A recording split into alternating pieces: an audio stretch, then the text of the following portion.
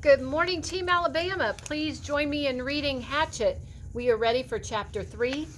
Please find it on your Chromebooks and read along with me. Chapter 3, page 25. Going to die, Brian thought. Going to die, gonna die, gonna die. His whole brain screamed it in the sudden silence. Gonna die. He wiped his mouth with the back of his arm and held the nose down. The plane went into a glide, a very fast glide that ate altitude, and suddenly there weren't any lakes. All he had seen since they started flying over the forest was lakes, and now they were gone. Out in front, far away at the horizon, he could see lots of them, glittering blue in the late afternoon sun. But he needed one right in front. He desperately needed a lake right in front of the plane, and all he saw through the windshield were trees, green death trees. If he had to turn, he didn't think that he could keep the plane flying. His stomach tightened into a series of rolling knots, and his breath came in short bursts. There!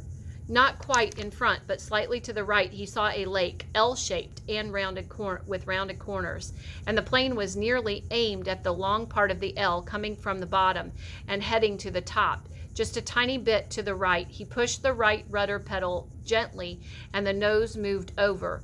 But the turn cost him speed, and now the lake was above the nose. He pulled back on the wheel slightly, and the nose came up.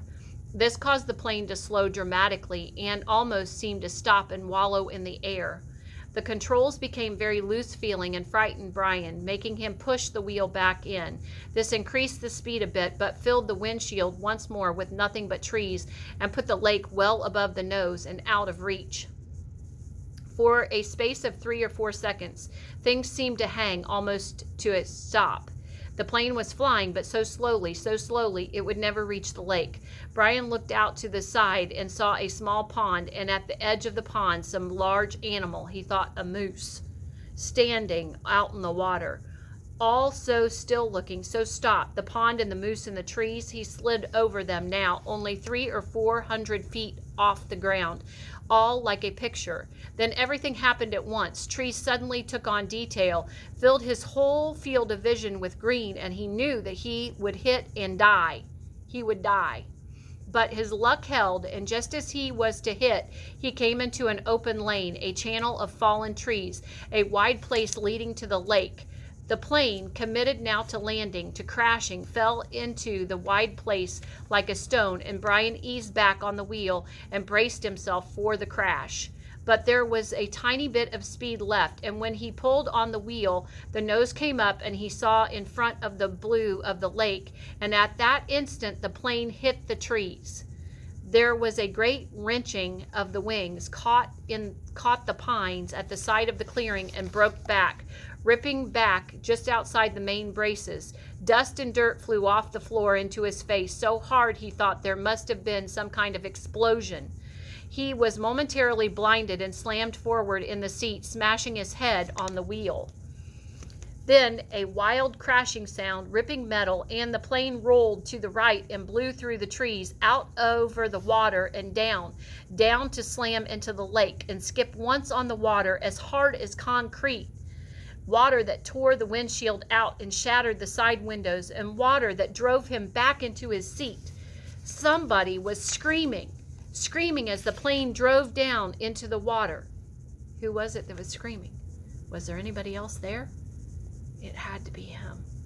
Someone screamed, tight animal screams of fear and pain, and he did not know that it was his sound, that he roared against the water that took him and the plane still deeper and down in the water. He saw nothing but sensed blue, cold, blue-green, and he raked at the seatbelt batch and tore his nails loose on one hand, and he ripped at it until it released, and somehow the water trying to kill him and to end him. Somehow he pulled himself out of the shattered front window and clawed up into the blue and felt something hold him back, felt his windbreaker tear, and he was free, tearing free, ripping free.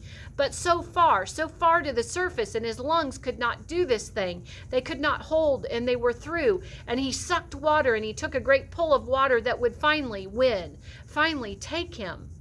And his head broke into the light, and he vomited and swam, pulling without knowing what he was doing, without knowing anything, pulling until his hands caught at weeds and muck. It's like muddy dirt in the lake, pulling and screaming until his hands caught at last in grass and brush, and he felt his chest on land. He felt his face in the coarse blades of grass, and he stopped. Everything stopped. A color came that he had never seen before, a color that exploded in his mind with the pain, and he was gone from it all, spiraling out into the world, spiraling out into nothing. Okay, that's the end of chapter 3. Write some facts now about what happened in chapter 3. What happened with the plane? What did Brian do? Okay, you might ask yourself some questions. What's going to happen to Brian? Does he survive the crash? Okay, ask yourself some questions here. That's it for today, Team Alabama. Have a great rest of your day.